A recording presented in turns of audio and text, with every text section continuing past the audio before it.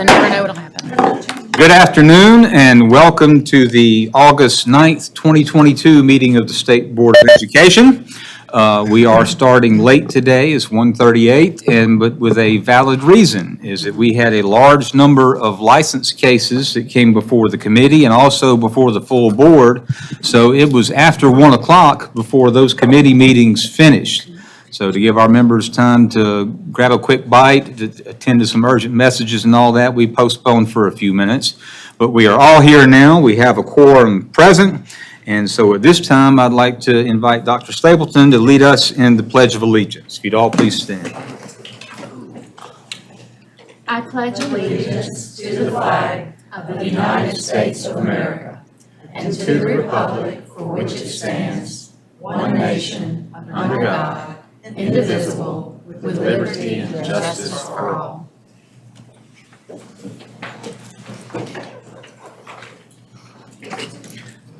So the next item we have up is approval of the State Board of Education minutes for June the 14th, 2022. And then we also had, you recall, the special call meeting on July the 12th that we held virtually.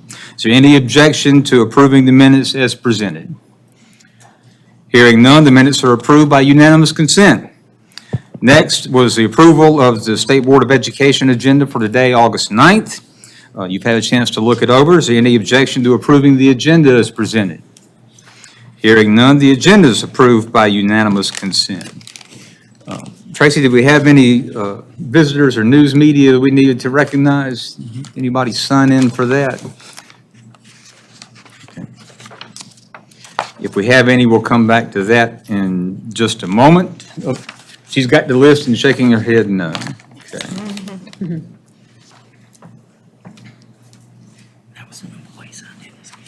Okay.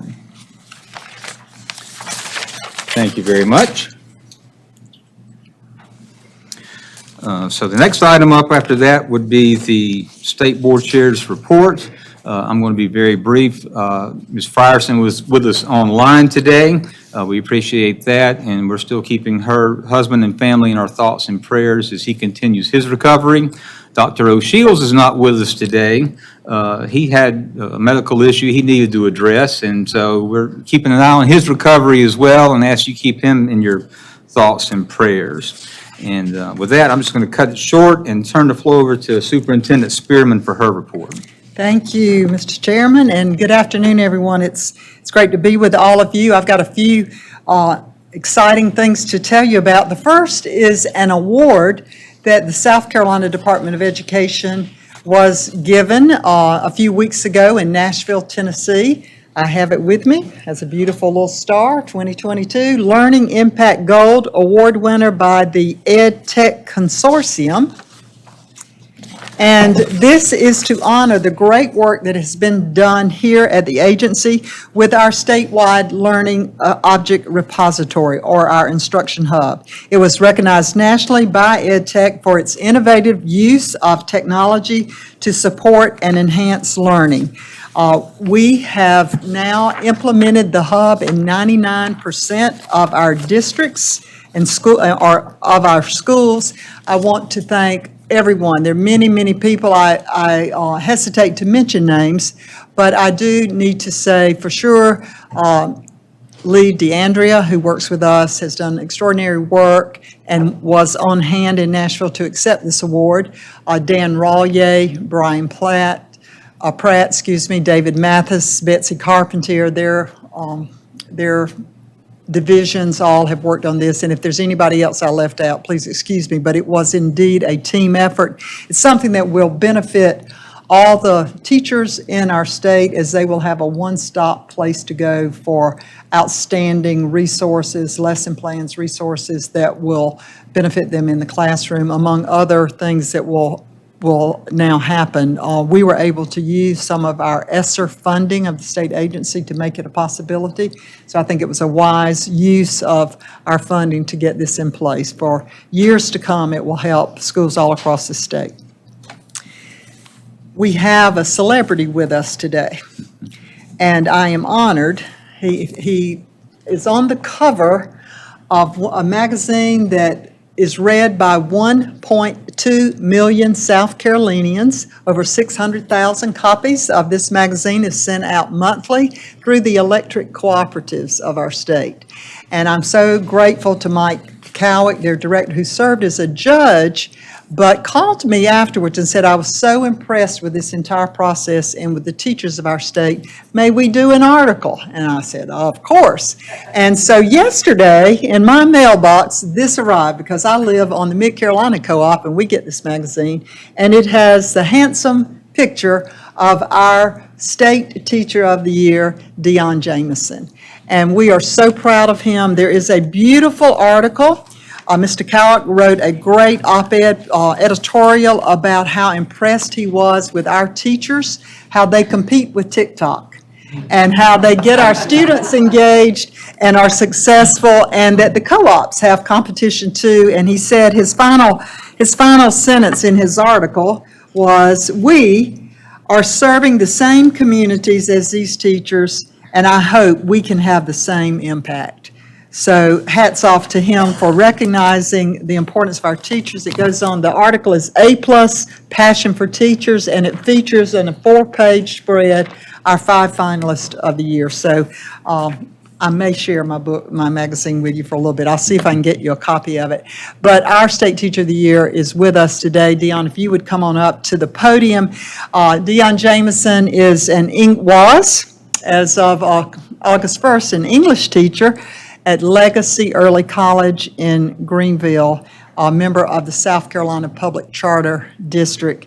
And on May 4th, most of you were there when he was named our 2023 South Carolina Teacher of the Year. He is, Ms. Slaughter, he is a product of Orangeburg County. And Dr. Collier, he teaches in Greenville County. So you both should be proud. He has a bachelor's from Clemson University and a master's from Johns Hopkins University, and served in the Teach for America program. So Dion, we are so proud of you and so grateful that you're here today. So share some good news with us. Thank you, Superintendent Spearman. So there once was a kid from a rural small town who had dreams of changing the world, but one day his world was changed.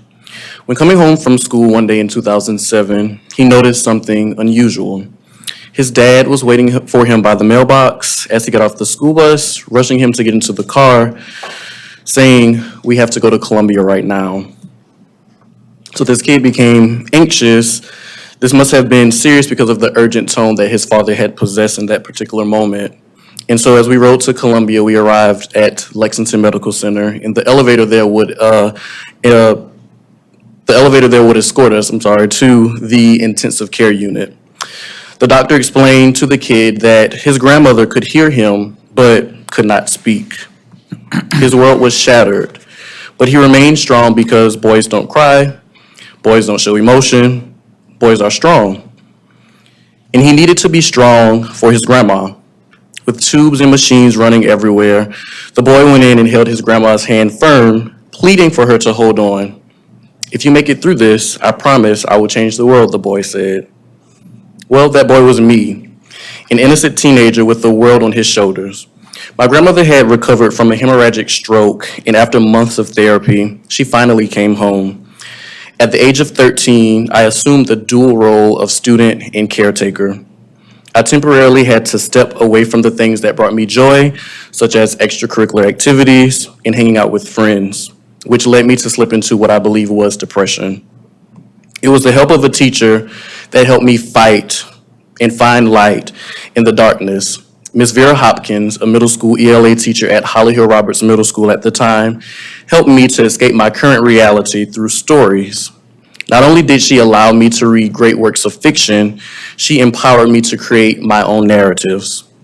Since then, I would keep a composition notebook and create these characters and plots that would bring joy to anyone who would be willing to read them. I used this art of storytelling to share my experiences on college and scholarship applications and found a pathway to success. Ms. Hopkins took the time to understand my story. She was the first teacher to really see me and all that I brought with me into the classroom. She taught me the importance of listening to others and sharing my story. Stories are the way that we have connected with one another since the beginning of time. It is the foundation of our history and of our culture. and it is one of the most powerful tools we have to connect with and inspire each other. It is what illuminates our humanity and restores our souls, while acting as one of the greatest levers for positive change. Many individuals and groups suffer from what Nigerian author Chimamanda Ngozi Adichie calls the single story, which are the overly simplistic and sometimes false perceptions we form about individuals or groups. Its main consequence is robbing others of their full humanity. My hometown falls victim to this quote-unquote single story. Vance, South Carolina is nestled in what many call the quarter of shame, an area that is perceived as having low-achieving students and high rates of crime. What many do not realize, though, is the infinite potential that the residents along the I-95 corridor possesses. Sadly, natives such as myself are noted as the exception and not the expectation.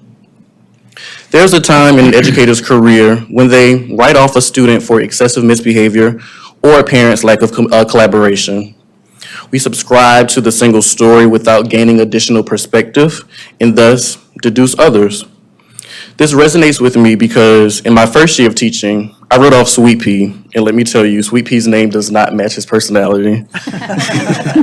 He had to be one of the most difficult students that I've ever taught, and my tactic initially was to ignore him because he didn't want to learn. I thought back to Ms. Hopkins and saw the parallels between myself and Sweet Pea. The parallels between how society has written off people like me because of my zip code and how I wrote off this student because of his misbehavior. This is when it clicked for me. I needed to understand Sweet Pea's story. So I formed a relationship with this kid and exposed him to literature that aligned with his interests. I made him a classroom leader. I supported his athletic interests, and I was not afraid to call him out for that misbehavior that he was displaying in the hallways. I helped Sweet Pea hold his pencil to become the author of his own story, just as Ms. Hopkins had done for me. Teachers like Ms. Hopkins give students the courage to rewrite their own stories in the face of adversity, to display their humanity fully and reject the single story others have created for them. As South Carolina Teacher of the Year, I hope to share the importance of storytelling and listening. I want to share the stories that warm our hearts and the ones that make us shed tears. I want to inspire emerging educators to find their why and remind veteran educators of the reason that they wake up each and every morning. It is my goal to highlight the beautiful and complex narratives of educators and students across our state, creating this impactful anthology that elucidates our humanity and serves as a tool to incite positive change. But most importantly, I want to elevate the voices by giving those pencils to our students and our teachers. Thank you so much.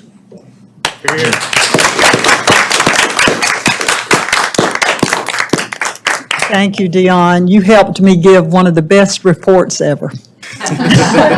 We're so grateful for you being a teacher, and particularly being a teacher right here in South Carolina. And we know you're going to have a great, successful year, and as you spread that story all across our state. So congratulations to you. Thank you. This completes my report. If there are other comments to him, I'm sure the chair would allow those. Absolutely. Members, anybody?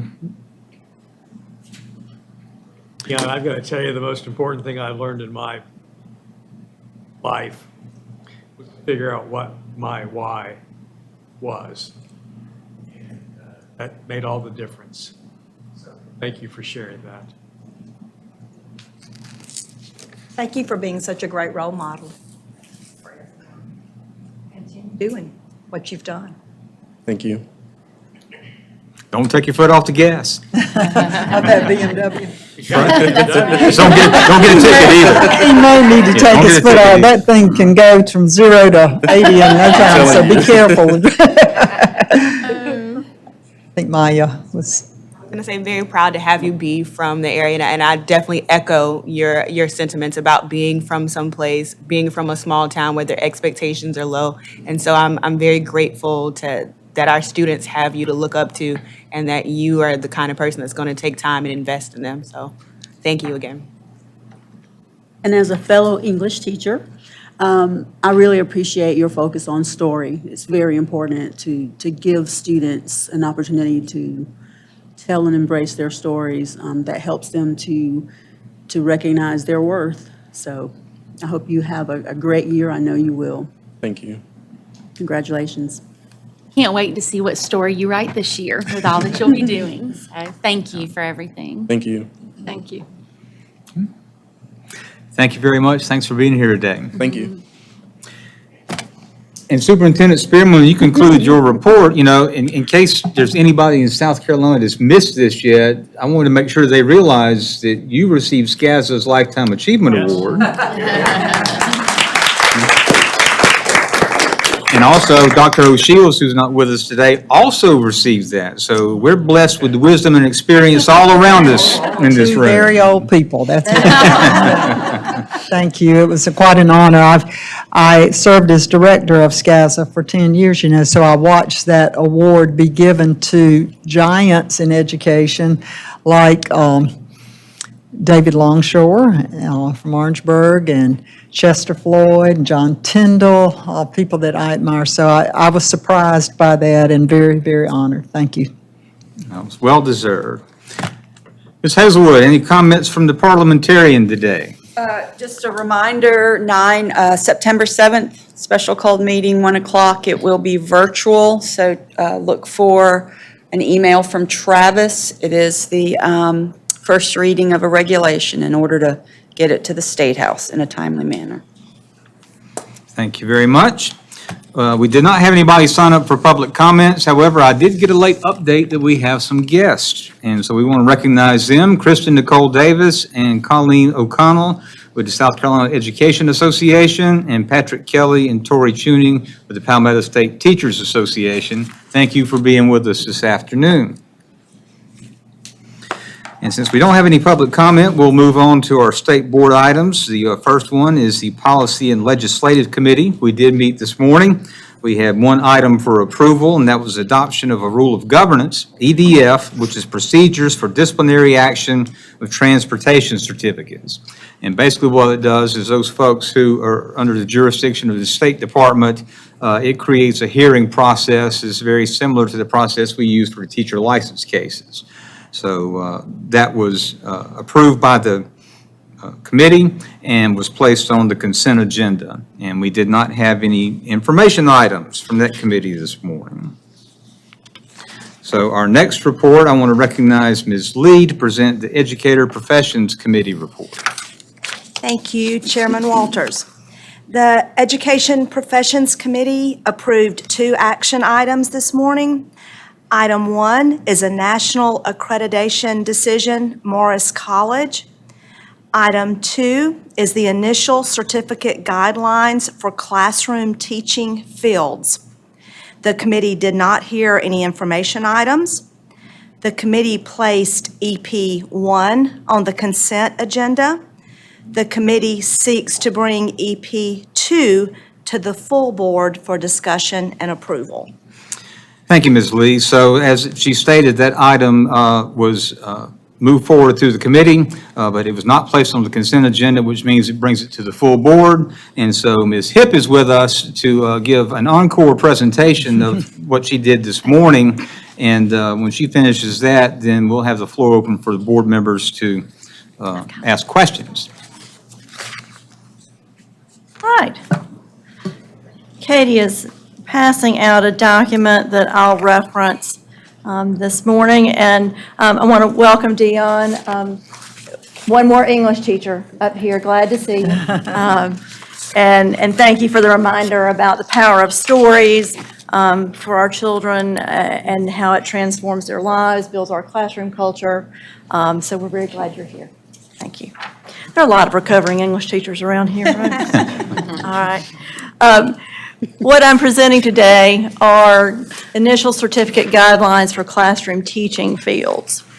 And these are pursuant to State Statute 592630 and State Board Reg 4353.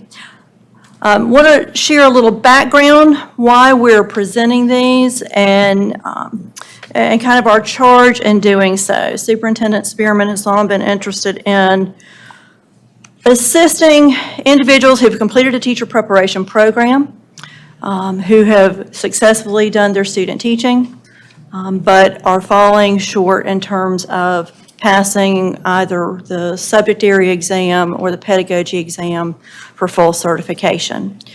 So we've begun looking at what other states are doing, and essentially are presenting this in terms of what we do now and what we are proposing as an option for some flexibility. You may remember 2 years ago, Superintendent Spearman was given some flexibility by the General Assembly in response to the public health emergency. In March 2020, not only did our schools close, our colleges and universities close, but many of the testing centers for Praxis and Pearson closed as well. And so to hold harmless those student teachers who were completing programs at that time, we initiated a provisional certificate option, really intending to help those folks that could not get to a test, either for the first time or had not earned a passing score but could not get back to a test. So in 2020-21 school year, we issued 357 provisional certificates under this flexibility. And again, these were for individuals who had completed a traditional teacher preparation program but had not met those testing requirements or had been unable to complete the test. We designed it as a 2-year option. So the individuals who were issued it that first year, they had an option of an extension at their district's request for 21-22. And you'll see here of those 357 that were issued in 2020-21, 186 of those candidates went on to qualify for an initial certificate at the end of that first year. One actually qualified for a professional certificate in a service field, was already enrolled in a program leading to certification in that field. 61 did not meet the requirements for an extension, either because they had not attempted the exam or their district did not offer them continued employment. We issued 109 extensions for 21-22 and currently are going through that group of 109 to determine the individuals who have fully qualified for an initial certificate. And we should have that data mid-fall because we're still getting testing results in. So as far as an overview, option 1 that you'll see in these guidelines reflects what we do now, issuing an initial certificate, and what we will continue to do. Option 2 follows an alternate assessment plan and would lead to issuance of a provisional initial certificate for candidates who successfully complete a teacher preparation program, all requirements in that program, but have not met the cut scores adopted by the state board on either the subject area exam, so I'm an English teacher by trade, the content area exam in my field. We also require an exam concerning pedagogy, the learning theory, learning and developmental needs of students, assessment, those kind of concepts dealing with pedagogy. As we have designed this second option, the district would have to request issuance of a provisional initial certificate for a candidate qualifying under this plan. What you have in front of you, this supplemental document that Katie just shared, what we've designed or have listed in the plan is what this would look like if we use -2 standard errors of measure as our kind of guardrail for candidates to be eligible. That's what our colleagues in Arkansas use, and we have, in large part, modeled this plan on what colleagues in Arkansas have been doing since July 2020. Colleagues in Alabama recently have developed a similar plan. They are using -1 standard error of measure. So I have on that document where you can see our cut score, what 1 standard error of measure below looks like, and what 2 looks like, in case you want to consider any change there. So again, our authorizing legislation statute, which concerns how we issue certificates to individuals who've completed a program, and your authority to adopt assessments and to set those cut scores, and then our state board reg concerning how we issue those certificates. All right. So a little bit about the initial certificate. And again, this is the certificate as we issue it today. These individuals successfully complete a teacher preparation program that's approved for their subject area, and that includes full-time student teaching. They, of course, have to have a complete application on file with us. That's application fee, the fingerprint-based background reports, official transcripts, and that program verification and recommendation for certification from the college or university. These teachers have a passing score on both the subject area and the pedagogy exam for their field. To advance from an initial to a professional certificate, an individual on an initial certificate, which is valid for 3 years, has to successfully complete induction and summative evaluation requirements as part of our state's ADEPT system. And I'm very grateful for our colleague Lila Tolmansager's presence here today, and for her kind of ongoing work with me as a thought partner on any number of things, including this. So we'll appreciate your being here. Once these individuals who have an initial certificate complete induction and summative evaluation, they are eligible to move on to that professional certificate, which is a 5-year credential that is renewable with 120 renewal credits. There's your gold standard, what all beginning teachers are moving toward. As we have envisioned a separate option, a pathway towards certification for individuals, again, who've completed all facets of an approved teacher prep program. They have met all other eligibility requirements except for the testing. And here, what we've proposed is -2 standard errors of measure. They would have to fall within that range in order to be eligible. Again, that's a decision point for you as you work through this proposal with us. A little bit about our assessment program. You're probably familiar, usually in May of each year, our office will bring before you updates to the tests that we use for certification purposes. For the most part, we use the Praxis subject area and pedagogy exams. The cut scores on those exams are really determined through a process convened by ETS. So for any new assessment, they convene a multi-state standard setting study. And the panelists on that study are largely practicing teachers. They actually try to get teachers in the first 10 years of their professional practice. And they also include college and university teacher preparation faculty. So if the subject area exam is in math, they are looking for early career math teachers and college and university faculty that prepare math teachers. We have the opportunity to nominate individuals to serve on those panels, and any chance we get to do that, we certainly recommend candidates for that purpose. Through that process, the panel will recommend a score value. It reflects their determination of the base or the minimal level of knowledge and skills of the just qualified candidate. The person who is deemed safe to enter professional practice as a teacher, that baseline level of knowledge. One important thing I think it's important about a subject area exam or a pedagogy exam.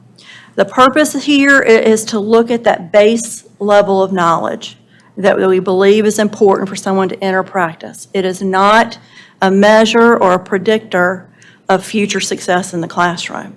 It is for entry into the profession. States typically adopt that recommended score value, and that is our protocol. So when we come before the board, we will present that recommended score value as the cut score. We then monitor that. We monitor candidate performance on that, and we'll make recommendations for adjustments as needed. The math exam that will be retired next year, for instance, 5161, we actually adjusted the cut score on that exam a number of years ago based on candidate performance. So in the alternate assessment plan that we're proposing as part of these guidelines, we're again using the Praxis subject area and pedagogy exams. The standard cut score is going to remain in place for issuance of an initial certificate. For issuance of the provisional initial certificate, a candidate would have to score within the range that the board approves. And ETS has helped us in identifying the scores that you see before you, the -1 and the -2. Here are examples, just to give you an example of a couple of the exams. So you can see the standard cut score for the ag exam is 147. 2 standard errors of measure below would be 134. 1 standard error of measure below is actually 141. So again, just wanted to present several examples of what you have in front of you as well. All right. So as we've conceived the provisional initial certificate, here would be the requirements for these individuals to advance to a professional. So this certificate would be issued 1 year at a time upon request of the employing district, limited to a total of 3 consecutive school years. So an initial certificate is valid for 3 school years. The provisional initial is also eligible for 3 years. But the important difference here is that the employing school district has to make the request for issuance of this credential. So if they are willing to take a risk on a candidate, to support a candidate, they have to make the request for issuance of that certificate. They also have to provide additional support to that candidate and monitor that individual's progress towards that full professional certificate. Over the course of the 3 years, the educator must demonstrate 3 years of successful teaching, including the adept induction, formative, and summative evaluation requirements. As part of that advancement to the professional, the candidate was going to have to demonstrate knowledge in the subject area. So they're going to have to show content competency in that subject area.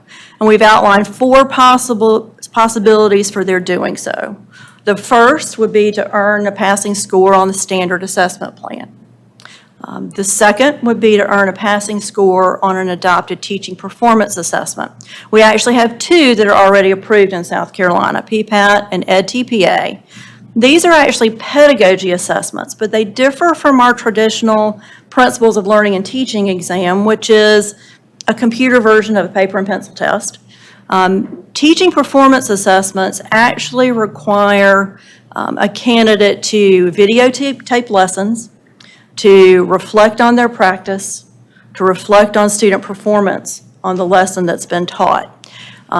It is looking at pedagogy, but it looks at pedagogy within the context of the specific subject area.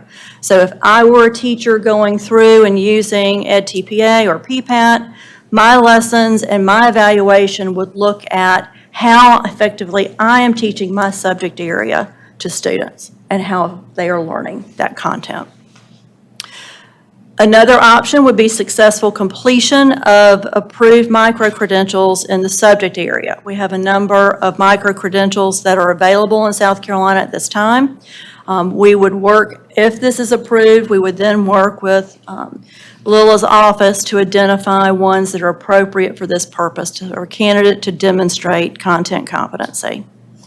Another option we've included here is using our 4.0 teaching standards rubric and requiring that a candidate make a score of at least 2.76 on that rubric as part of the summative evaluation process. The standard cut score to get a MET for purposes of going from an initial to a professional certificate is 2.26. With Lila's team, identified 2.76 as an option for a candidate to use this rubric or this process to demonstrate their content knowledge and their ability to teach that content to students. If the individual has to demonstrate pedagogical knowledge, if that is the test that they were not successful on for certification purposes up front, 2 options here. One would be to pass or a passing score on a standard assessment, or that composite score of 2.76 on the rubric. So those are the kind of options as we have outlined for this. We have put some timelines and some limitations in place, and let me share those with you. So if this is approved, we would like to move forward with making this an option for our districts with this school year. I think many of you know the situation that these districts are in, struggling to find teachers to fill critical vacancies. This focuses on candidates that are out there who have completed a teacher prep program, have done student teaching, and are available as possible candidates. Again, we would have to vet and approve the micro-credentials, but because this would be a 3-year process, we feel comfortable that we have the opportunity to do that this fall and into the spring and get that information to districts.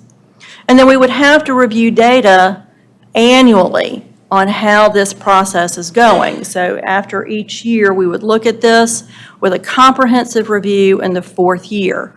One correction to make on the proposal that we have submitted is on page 7, and it says there, a comprehensive review after 4 years, and that should read after 3 years. So before we move forward, I would like to recommend that change or that correction. There are limitations, guardrails we've put in place. As we have envisioned this, it is not available for our service or leadership fields. It is not available for our special education teaching fields. Requirements in the federal IDEA law has some guardrails around provisional certificates for special education teachers. And until we have some certainty that we would not be running afoul of those requirements, we are not ready to recommend including special education teaching fields in this option. This would not be an option for someone who has previously held a certificate and has not been able to move forward from an initial to a professional credential in South Carolina. The one exception we would carve out here would be for individuals who held a provisional certificate under our COVID flexibility to give them 1 additional year to qualify for a professional. They would have to meet the eligibility requirements under this plan. And as we have laid this out, this would not be for folks that are who are already certified in one area and are trying to add a new certification field by method of exam. So again, we have tried to craft some guardrails and some limitations here for this pilot, and that's essentially what this is. It would be a pilot that we would then bring back before you to look at the results to determine if we continue or we make revisions to this as an option. But again, the focus is how do we assist districts and how do we support candidates that have completed a teacher prep program and are almost there. So, all right. Questions? I know that's a lot. And y'all are tired of hearing from me and Henry, and Henry's got to come talk again. We're going to give you a chance to catch your breath Yeah. for a minute, because I wanted to see if the superintendent would like to add any comments first, then we can get to questions. Thank you, Mr. Chair, and thank you, Ms. Hipp, for outstanding presentation, and Ms. Monsager for helping develop this plan. I don't know when I've ever been more excited about a pilot project that the department was going to do. This is something that our districts have been asking for assistance. Many superintendents tell me they have people right now that are working as long-term subs or under a lesser pay band or in the classroom as a teacher aide that they would love to hire because they know their work ethic and they already see their success with students. So I am just so grateful that we are at this point and that we have a wonderful proposal in front of us.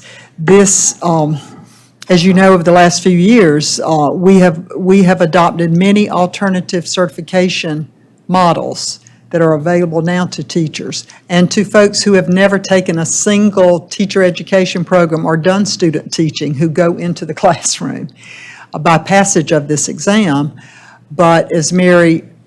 Hipp explained, the exam is really not an exam to give you a prediction of the effectiveness of a teacher. It's really just to enter the program. So I'm urging you to support this. However, if you need to amend it to feel more comfortable, I'm perfectly fine with that. But this could be a game changer for many districts in the state because I believe there are hundreds of folks available out there who probably are working in the classroom right now as either a long-term sub or as a teacher aide.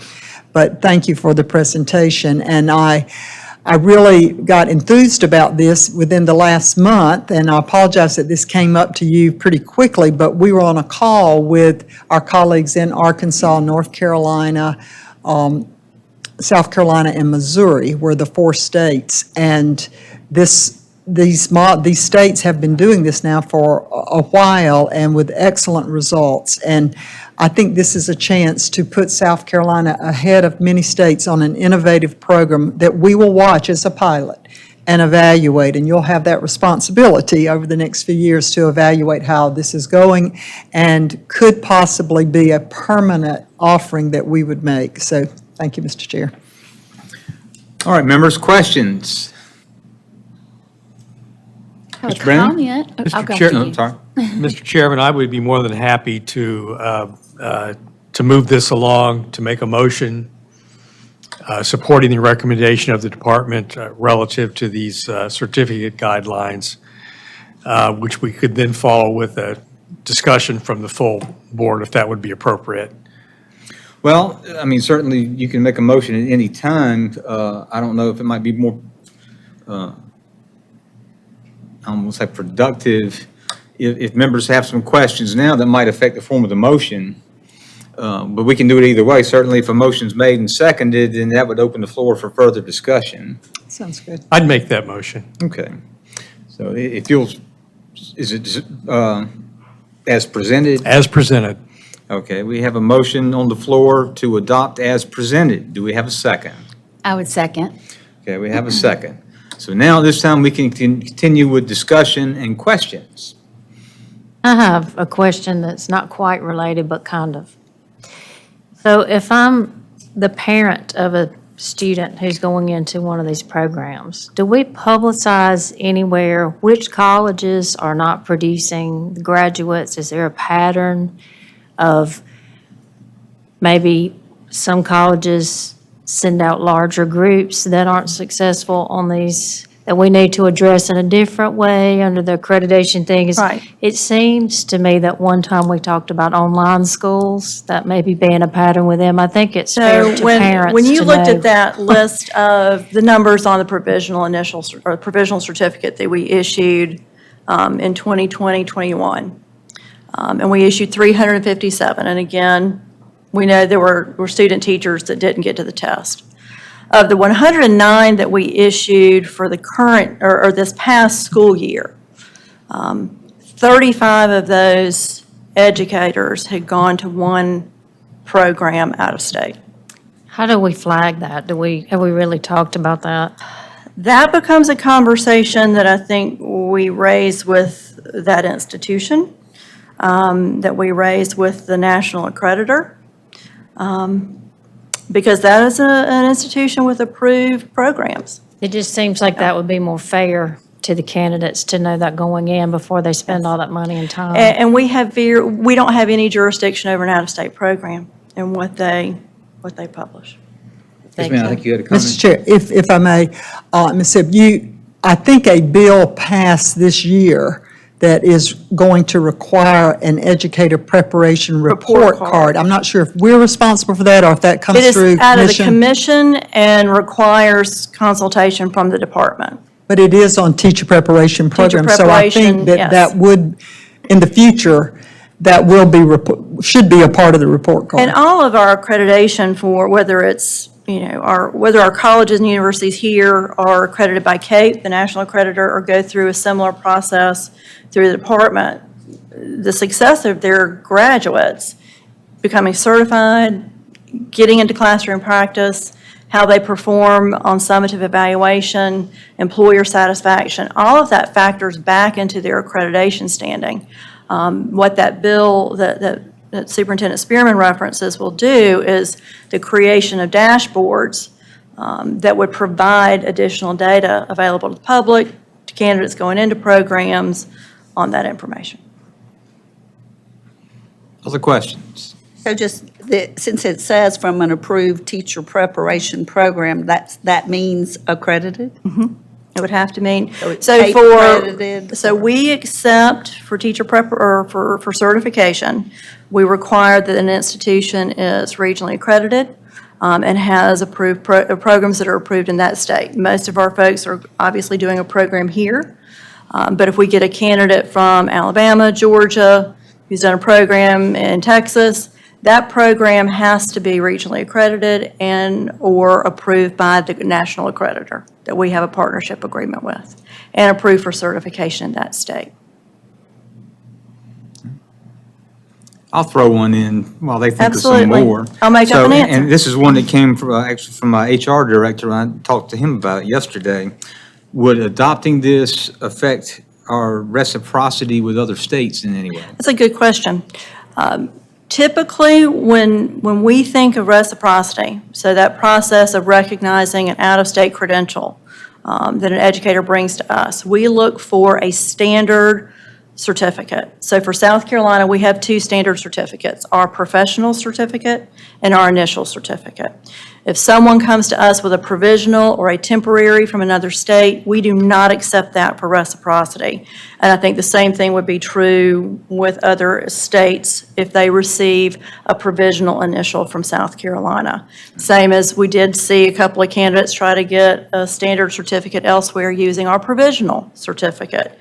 States are typically looking for a standard certificate that indicates that individual has met all requirements for certification and has completed everything in a teacher preparation program. But it's a really important question. Yeah, and I think that was his concern, the No, no. possibility that back door might get open somewhere. So- No, and we watch for those. You know, what's happened over the last several years with COVID especially is, you know, several states have crafted some guardrails like we're presenting here, where they may have done what Arkansas did or what Alabama's doing in making some flexibility available for a score. But there are other states that eliminated the testing requirement altogether.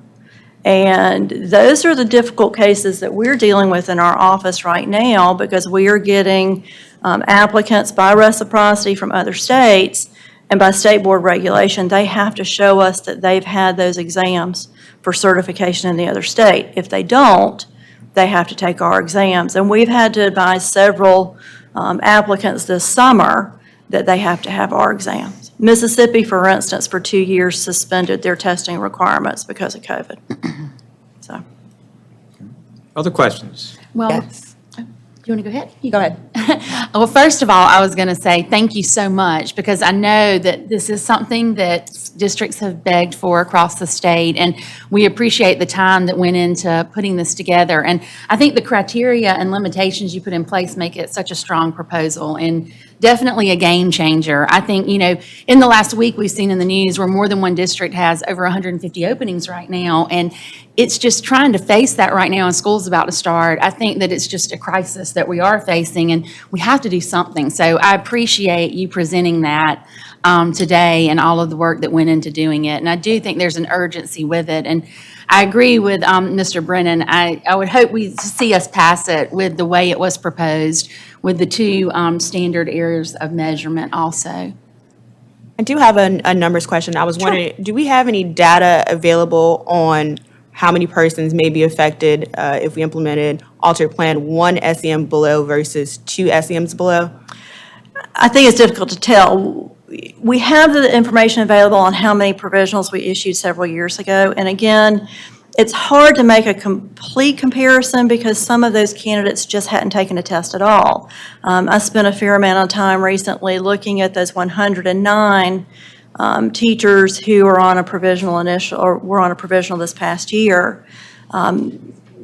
Many of them would have qualified under 1. Many would, or let me say this, many of them would have qualified under 2, but not 1. Some would have met and now meet initial. Some hadn't taken an exam. And so it's really hard to make that judgment. Our colleagues in Arkansas have issued about 250 certificates in the last 2 years under the provisions of this policy. But it's a really important question and data that we would have to collect as we move forward. Other questions? Well, I've got another one, and it may be more clarification than a question.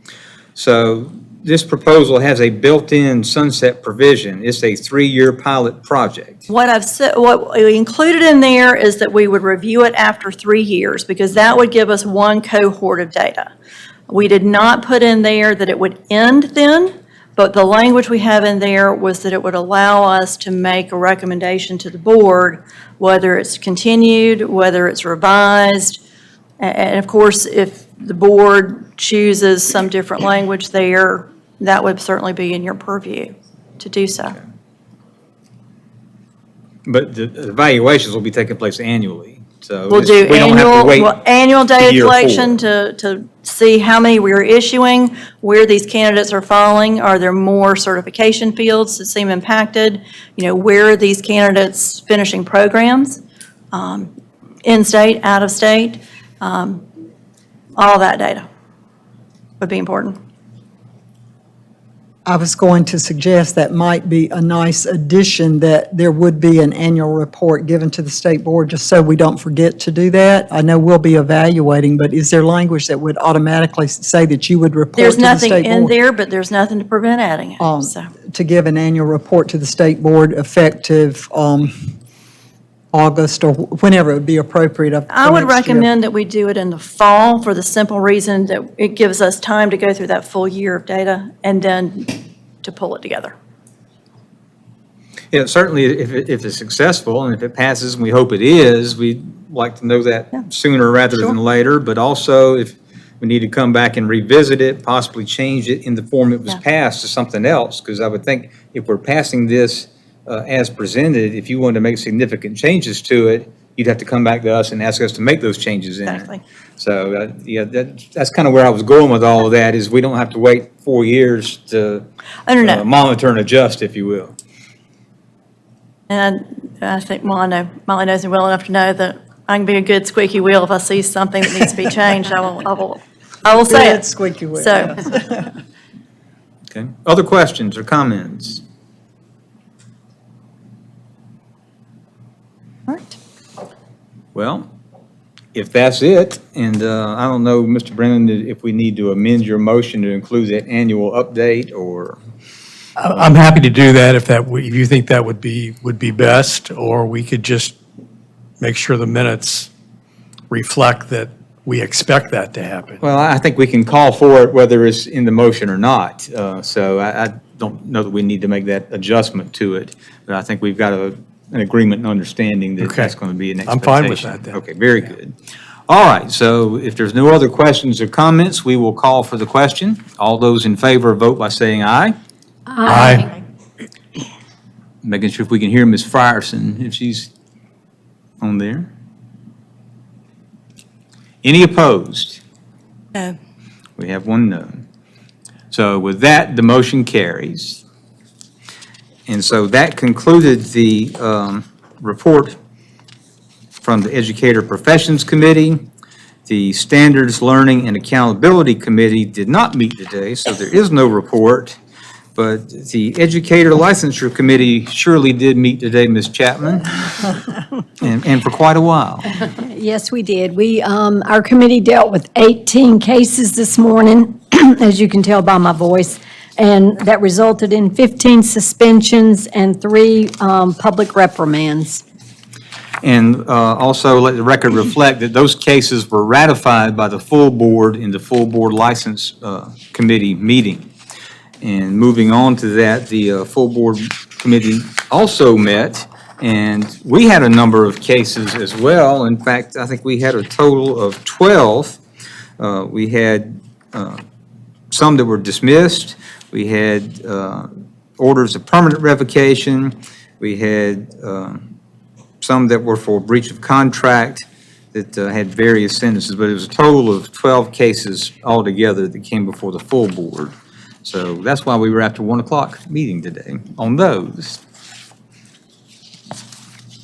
Now, I think the next item after that report is the consent agenda, and that information has been shared with you. Is there a motion to approve the consent agenda? I make a motion, we approve the consent agenda. We have a motion to approve. Do you have a second? Second. We have a second. Any discussion? All those in favor vote by saying aye. Aye. Any opposed, no. And the motion carries. And then we've got some reports, and we actually have our first report is something that we're being asked for approval on. But since it did not go through committee, it got put under here, and Mr. Gunner is going to make that presentation for us. Thank you, Mr. Chair, and good morning, or good afternoon, members of the board. Time is a vacuum, and we have spent a lot of time together today, so I will endeavor to be as brief as possible. What I am presenting today is an amendment to Rule of Governance BBCDA. And what that governance covers is the criteria for review of applicants for initial educator certification. At the Office of General Counsel, we are always looking for ways to improve our rules of governance, and where there is ambiguity, we strive to eliminate that ambiguity. Through a series of conversations with the Office of General Counsel and the Office of Educator Services, we identified some areas for improvement to Rule of Governance BBCDA. The goal of this amendment is to align the language of the rule with the actual practice of the review of applicants for initial educator certification. The main substantive change has been adding language clarifying exactly what sort of character and fitness issues are going to be reviewed by the Certification Review Committee and ultimately the State Board or the designated committee. You should have 3 items before you. You should have a clean copy of the old rule BBCDA, or I should say the current BBCDA. You should have a clean copy of the proposed new BBCDA, and then you should have a red line copy showing the changes that have been made. I have been with the department for 3.5 years, and the entire time I have been here, it has been the practice of the Certification Review Committee as well as the State Board to review not only criminal histories of applicants, and by criminal histories I mean the FBI fingerprint-based search as well as the SLED name-based search, but the Review Committee and the State Board has also reviewed other licensure actions. As this board is well aware, it regularly reviews out-of-state actions as a initial review of applicants for certification, and it also reviews other licensure actions. So this could be a action on another professional license, one of the occupations that is licensed through LLR. It could be a action taken by the state board, a state bar against an individual's law license. But for as long as I can go back, those have been instances where the Certification Review Committee and the State Board has deemed it necessary to review the facts and circumstances of those licensure actions in determining if that individual is fit to proceed with the application process to gain certification in South Carolina. So as you see in that red line version, that is the main substantive addition. There are a few grammatical updates to maybe phrase things a little bit more accurately or representative of what the actual process is. Another common issue that was frequently encountered by the Office of General Counsel and the Office of Educator Services is some confusion over the appeal process, where an individual who is denied the application for certification, they do have a right to appeal. And there was a frequent question for individuals who appeal before the full board. Well, the language of the rule of governance says an appeal to the full board. So do I not have an appeal right? So we have amended that language to perhaps make it a little bit clearer that if the individual appears before the Educator Licensure Committee, that appeal will be to the full board Educator Licensure Committee. If the initial appearance due to the nature of the misconduct or the nature of the criminal charge, if that person appears before the full board Educator Licensure Committee, then they will make a motion for reconsideration to the full board Educator Licensure Committee. So it doesn't substantively change anything concerning the board's current practices. What it does do, hopefully, is put individuals on more accurate notice of what they can expect as part of the process of appearing before the board. One other substantive addition in terms of the board's analysis of a prospective educator whose application was not cleared by the Certification Review Committee and therefore appeared before the state board. An additional factor that we have proposed adding would be the applicant's failure to disclose any prior criminal conduct or professional licensure actions on the application for certification. And so I think that is another thing that the board routinely discusses as part of its analysis of an educator's application and the facts and circumstances of their misconduct, either criminal or otherwise. But I believe in order to adequately put educators on notice on what the committee will consider, we have added that as an additional point of analysis. I'm happy to answer any questions you all have, but I think that is all the actual changes themselves. Any questions? I agree with the changes, especially the one about failing to disclose, because to me, omission doesn't get you off the hook. So just because you didn't say yes or no to a question, if you don't answer it or don't provide it. So I'm glad that's clarified for people.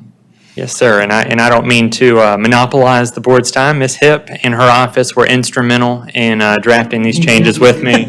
And so if you have anything you want to add. Well, I thought I was just gonna let you talk. But That's fine, I'll do the talking. one thing I would say is you did add language in the draft that we would issue, the board would issue an order in the event of a denial. And the rationale behind that is that it will be helpful to have something to upload into NASTAC, that if an individual applies in South Carolina and is denied, there will be not only a reflection that the individual was denied, there will be a rationale behind that. And that is consistent with what other states commonly do, where their state board issues an order of denial. And so that also means it would be a public record posted on our website with the other orders? That is correct, because it would be a public action by the state board. Yes, sir. Any other questions or comments? Well, since this is a request for approval, this time the floor is open for a motion.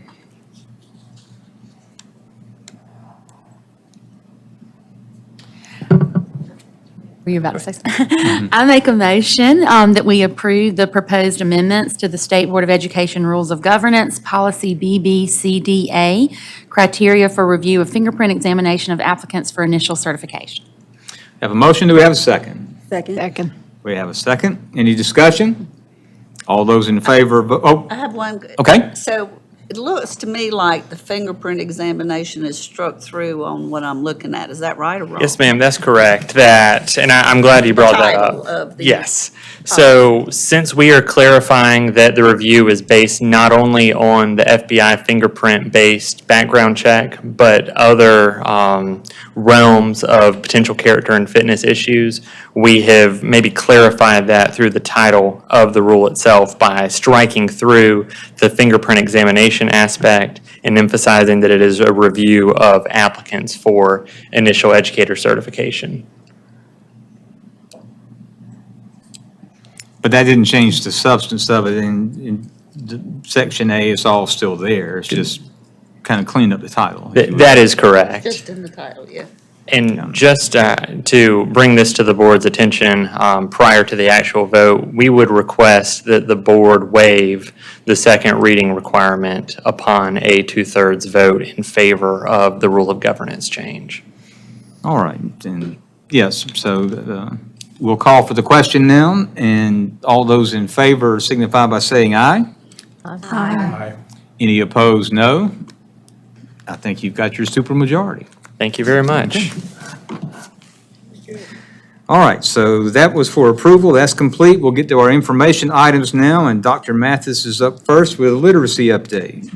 Chairman Walters and board members, I'm excited to bring you an update. I think Superintendent Spearman will echo my sentiments because I'm going to give you an update on the K-12 English Language Arts standards. A standards writing committee was selected from the field of approximately 350 applicants in February. The ELA Standards Writing Committee is made up of 35 educators from across the field that convene, and they began convening in March. Committee members included classroom teachers, special education teachers, school-based reading coaches, and district-level curriculum leaders.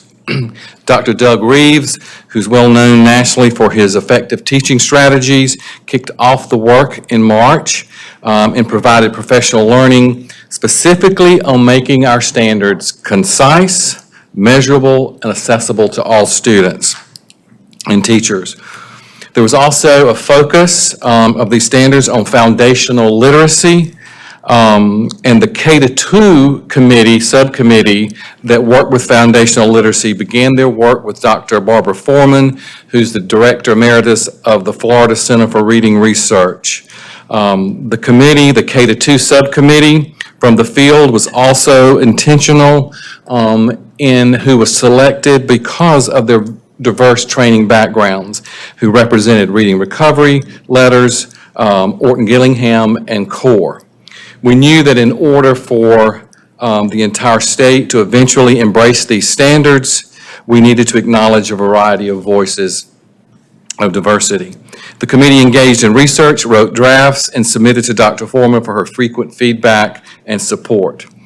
The ELA committee also worked with the Office of Assessment during this process, the Office of Early Learning and Literacy, and the Office of Special Education. Special attention was given to special populations to include multilingual learners, students with disabilities, and gifted and talented students. Supports for the special populations are embedded and built into the draft of the standards.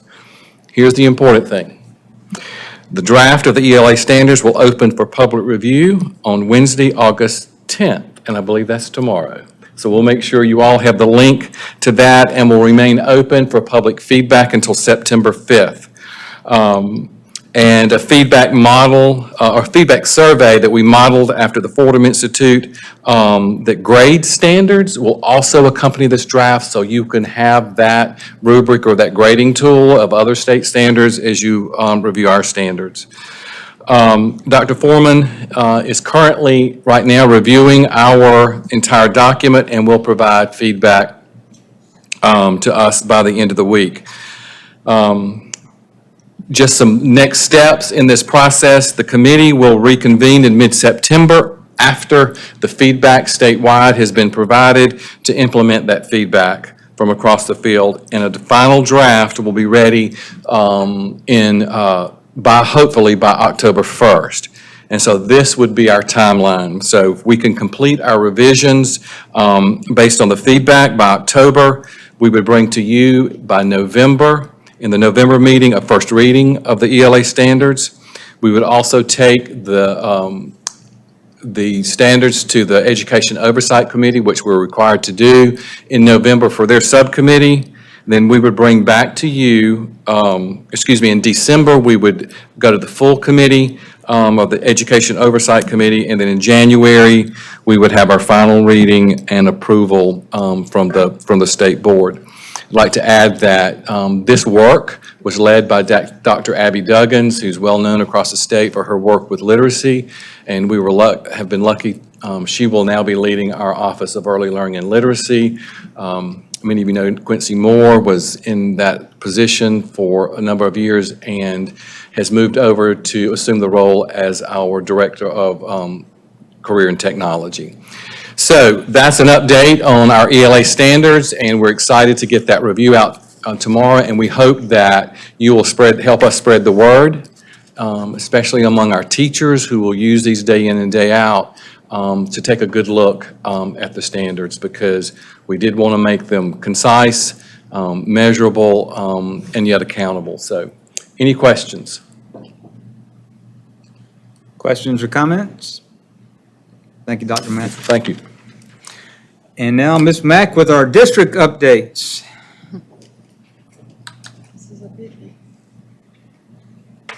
Good afternoon. I'm going to do my best to give this update to you. I broke my glasses at lunch, so it's going to be fun.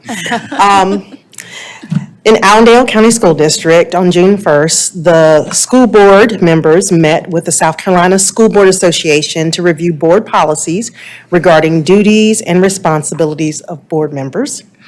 The district completed the accreditation process with Cognia, and the district received an accreditation score of 313, which tops the nation, or the nationwide average that runs between 278 and 283.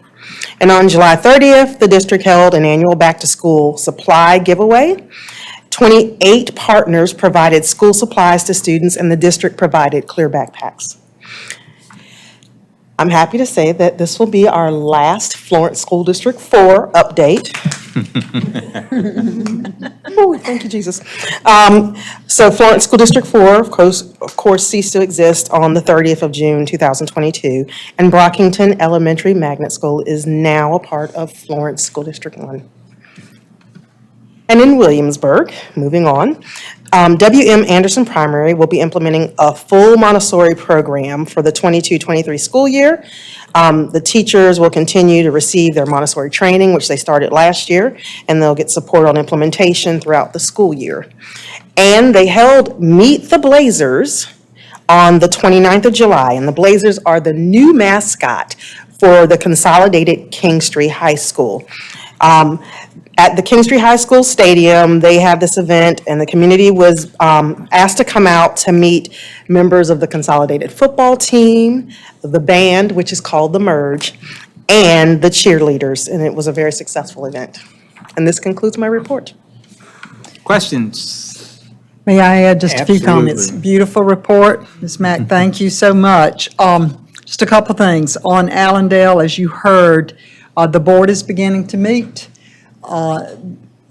If those are successful board meetings and successful governing, our intention is to transition the authority back to the board sometime this year, if all goes well. In Timmonsville, we're just so thrilled. In fact, I just read a little thank you note before I came down. Folks don't do that enough, you know, and I'm guilty that I don't write personal notes, but I got a note from a member of the Florence County Recreation Commission thanking the department for our additional support in hiring a recreation director for the Timmonsville community. They're at the Timmonsville Community Center to work with the students this year.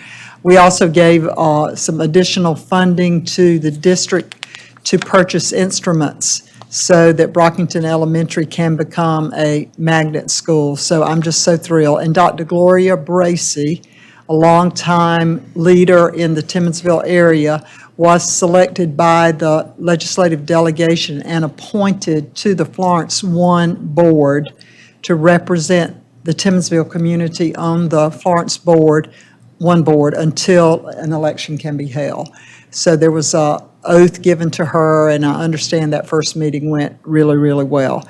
2 weeks ago, Ms. Mack and I went down to Williamsburg to view the new furniture that had arrived so for the students from Greeleyville Elementary, the 3rd, 4th, 5th graders who'll be going over to C.E. Murray, and we heard the report, and I hope y'all caught that. The band at Kingstree High School now has expanded tremendously, and the students came up with the name The Merge, like merger, you know? So they are so excited, and I just appreciate that community so much. Now, the board has begun meeting there as well, and I had announced that our plans, just like in Allendale, our hope is that we will be able to transition the authority back to that board as well.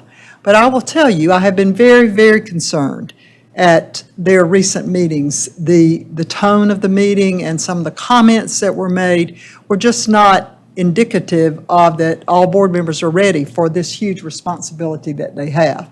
So we're still observing. We're still observing and watching that, and hope that training will help them become really good board members so that they can take on that duty as necessary. But it is not a done deal, okay? It is not a done deal that we will be transitioning from there. So I'll be talking with that board and the community about that, but we definitely want that to happen. But there is a level of authority and a level of correctness and efficiency that the board needs to show in order to run that district. So we're hoping them good luck. I'm sorry to be a little bit late, but I was just looking, and I appreciate everything that you're describing, but there looks like there might be a lot of change on or could potentially be. I noticed several of the members of the Allendale board expire this 2022. And so I just didn't know if you had any thoughts on that.